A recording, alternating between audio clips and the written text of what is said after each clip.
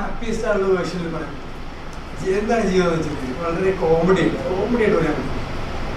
തമാശയായിട്ട് പറയണം. അങ്ങനെ പറയാം. ഞാൻ നാരായണത്ത് പ്രാന്തനാണ്.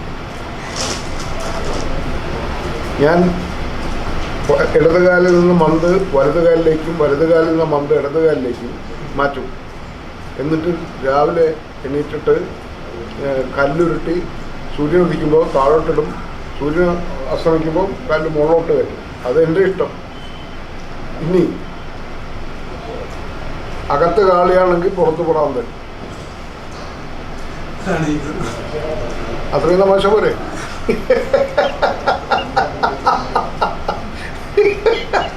ലോകത്തൊരു പെരുന്തച്ഛനും സൃഷ്ടിക്കാത്ത അദ്ദേഹത്തിൻ്റെ കുടുംബത്തിൽ, നാരായണത്ത് പ്രാന്തൻ്റെ കുടുംബത്തിൽ എനിക്ക് ഏറ്റവും ബഹുമാനമുള്ളത് നാരായണത്ത് പ്രാന്തനാണ്. ഞാൻ നാരായണത്ത് പ്രാന്തനാണ്.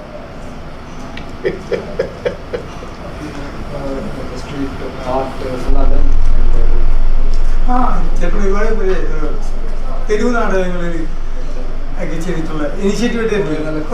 ഇപ്പോഴും ചെയ്യുന്നുണ്ട്. എങ്ങനെയായിരിക്കും മുന്നോട്ട് കൊണ്ടുപോകാൻ പറ്റുന്ന എന്ത് പ്രചോദനമാണ്? അല്ല, അതുകൊണ്ടാണ് ഞാൻ ഈ പ്രകൃതിയെ നിരീക്ഷിക്കുന്നതുകൊണ്ടാണ്, സമൂഹത്തെ നിരീക്ഷിക്കുന്നതുകൊണ്ടാണ് എനിക്കതൊക്കെ ചെയ്യാൻ പറ്റുന്നത്. എനിക്ക് സിനിമയുടെ വളരെ സുഖകരമായ ശമ്പളവും വാങ്ങി എൻ്റെ ശീതീകരിച്ച മുറിയിൽ കിടന്നുറങ്ങണം. പക്ഷെ എനിക്ക് വെയിൽ കൊള്ളണം. അതുകൊണ്ടാണ് ഞാൻ കലാകാരന്മാരെ കൂട്ടുന്നത്. നാട്ടുകാരോട് പല വർത്തമാനങ്ങളും പറയാൻ വേണ്ടി എൻ്റെ ശരീരം ഉപയോഗിക്കണം. ഞാൻ ഭയക്കുന്നില്ല എന്നുള്ളതാണ് എൻ്റെ ജീവിതത്തിലെ എൻ്റെ ഏറ്റവും വലിയ സമ്പാദ്യം. ആരെ ഭയക്കാനാണ്? എനിക്ക് പറയാനുള്ളൊരു സ്വാതന്ത്ര്യം ഈ രാജ്യത്തുണ്ട്. അല്ലെങ്കിൽ എന്നെ ചനിയിൽ കൊണ്ടുപോയി നിങ്ങൾ എന്നെ എന്തെങ്കിലുമൊക്കെ കുത്തിവെച്ച് കൊന്നതാണ്.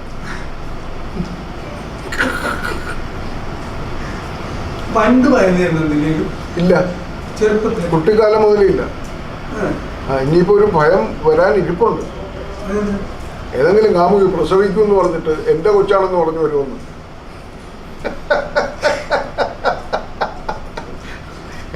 അങ്ങനെയൊക്കെയാണ് ഇപ്പൊ കാര്യങ്ങൾ. ഇനി മരിച്ചുപോയ ആരെങ്കിലുമൊക്കെ വരുമെന്ന് എനിക്കറിഞ്ഞൂടാ. അത്തരം ഭയമേ എനിക്കുള്ളൂ. അല്ല, ഞാൻ ആരെയും ഭയക്കില്ല. മരിച്ചുപോയവർ വന്ന് എനിക്കെതിരെ പറയാതിരിക്കട്ടെ. ജീവിച്ചിരിക്കുന്നവരെ പറയാൻ ഞാൻ വിളിക്കാം. ഞാൻ നേരിടാൻ തയ്യാറ് തന്നെ. ഒരു കുഴപ്പമില്ല, ഒന്നും ചെയ്യില്ല. അതൊക്കെ പറച്ചിന് നോക്കണം.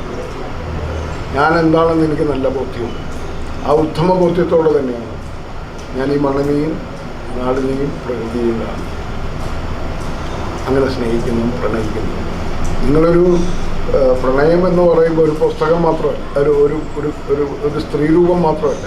നിങ്ങൾക്കൊരു പുസ്തകത്തെ പ്രണയിക്കാം, നിങ്ങൾക്ക് നാടകത്തെ പ്രണയിക്കാം, നിങ്ങൾക്ക് പ്രകൃതിയെ പ്രണയിക്കാം, കിളികളെ പ്രണയിക്കാം, ശബ്ദങ്ങളെ പ്രണയിക്കാം, നിശബ്ദതയെ പ്രണയിക്കാം. അതൊക്കെ തന്നെയാണ്. അതാണ് എൻ്റെ പ്രണയം. എനിക്ക് 6 കാമുകന്മാരുണ്ടെന്ന് ഞാൻ വിളിച്ചു പറഞ്ഞാൽ നിങ്ങൾ ആദ്യം കേൾക്കുന്ന എന്തായിരിക്കും? 6 എണ്ണത്തെ അന്വേഷിക്കുക എന്നുള്ളതാണ്. ആ പേരന്വേഷിക്കും. പക്ഷെ എൻ്റെ പ്രണയം മുഴുവൻ ഇതിനോടൊക്കെയാണ്. അതൊരു സ്ത്രീരൂപമല്ല. അത് ചിലപ്പോൾ ഒരു കവിതയായിരിക്കും, അല്ലെങ്കിൽ കലീൽ ജിബ്രാന്റെ ഒരു എഴുത്തായിരിക്കും, അല്ലെങ്കിൽ നെരൂദയുടെ, അല്ലെങ്കിൽ ഷേക്സ്പിയറിൻ്റെ ഒരു നാടകമായിരിക്കും. അതൊക്കെയാണ് എൻ്റെ പ്രണയം. അതുകൊണ്ടാണ് ഞാൻ പ്രണയിക്കുന്നു എന്ന് ഞാൻ പറയുന്നതും എനിക്ക് ധൈര്യത്തോടെ ഇരിക്കാൻ പറ്റുന്നത്.